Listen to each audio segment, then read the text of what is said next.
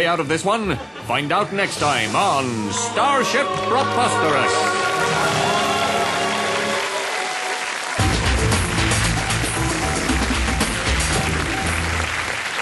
Well, the world's not getting any more perfect, Craig, but each week we fix up the damage one problem at a time. And first up this week, the sale of Qantas. 1 minute the takeover's on, the next minute it's off. Very hard to keep up. Yes, well, the problem with these private consortium deals is the transactions are very complex. I mean, you've got to go back to basics, Qantas. Yeah, exactly. Like, what's wrong with a simple auction? I mean, Qantas was perfectly happy auctioning off their art collection this week. Why not take some bids for the airline while they're at it? Ladies and gentlemen, welcome to the auction. The company directors have inserted a new lot one. It's the entire Qantas company. Obviously, the only bid we've had so far has been just one moment. The only bid we've had has been a complete failure, so we're looking now for any face-saving offer we can get at all. There will be some massive bonuses coming through for the company directors if we can flog this off. So we'll start the bidding, if we can, at $11.2 billion. You, madam, thank you. $11.3 billion. You, sir, thank you. We're up to $12 billion. You again, madam. $12.1 billion. This is a lot more interest than we had the first time around. I'm very bowled over. Anyone can bid. You don't have to be Australian. In fact, we prefer it if you're not. You, sir, $13 billion. Fantastic. Oh, I'm so sorry. I'm going, gone.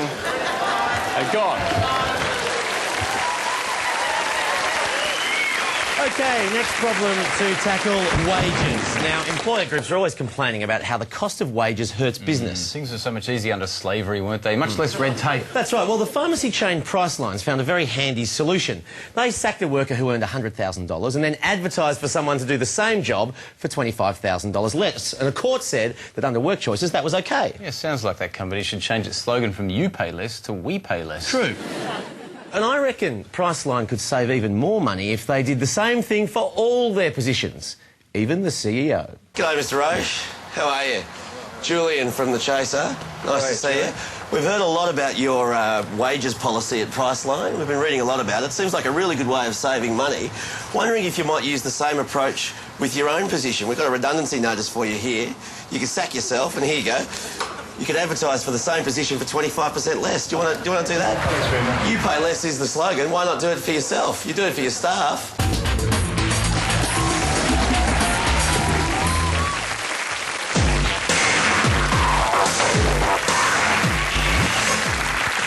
Now it's time once again to test the credibility of the advertising industry, and this week it is all about a certain tourism campaign for Victoria, Chris. It is, yes. A big thank you to Kate, who hit the guest book, bringing our attention to this incredibly pretentious ad aimed at attracting visitors to Melbourne.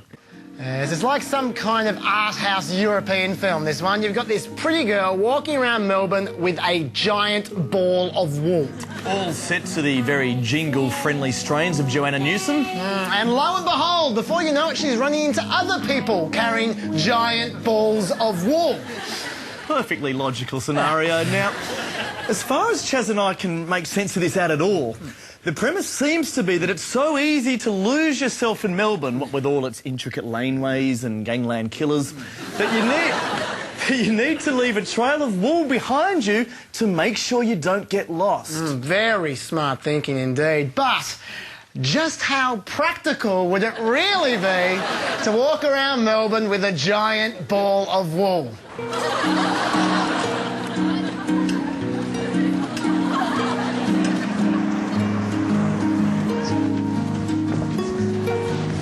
Sorry. Sorry.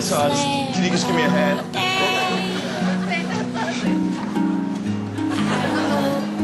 Oh, maybe I have to go under.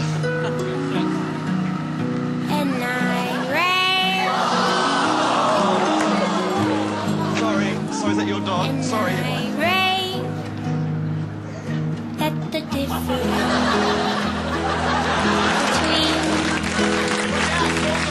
All coming through, people, sorry. Oh, yeah, I'm right. That was so dangerous. Oh, do we? Sorry, mate, sorry. Sorry, mate, there's nothing we can do about it. Yeah, sorry, we're just tourists. Sorry.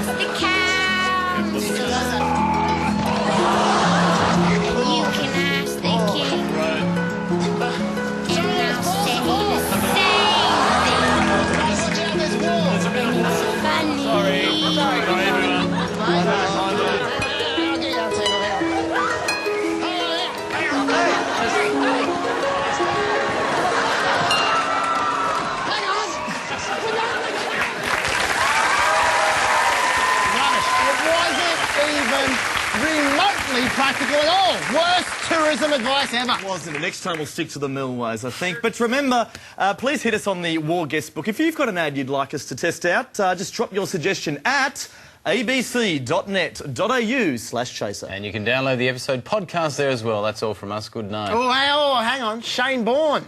If you're wondering where your Logie went, mate, stole yours too. Good night. Good night. Good night.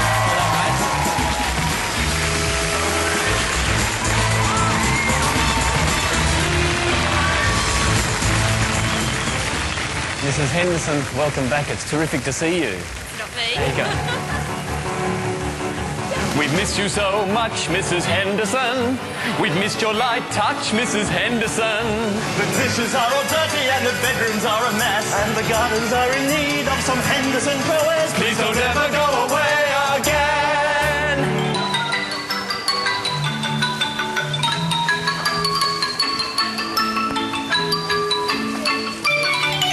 You must be so tired, Mrs. Henderson, but sleep when you're fired, Mrs. Henderson. We've got the laundry with a lot of nappies full of poo, And the children need their bath and would like a song or two. Please don't ever go away again. Are you Mrs. Henderson? No. Oh, sorry, I mistook you for a singing housekeeper. Sorry. very similar. Oh, it's really embarrassing. The Chaser's War on Everything is repeated on Fridays after Late Line on ABC TV and every Sunday at 8:30 p.m. on ABC2.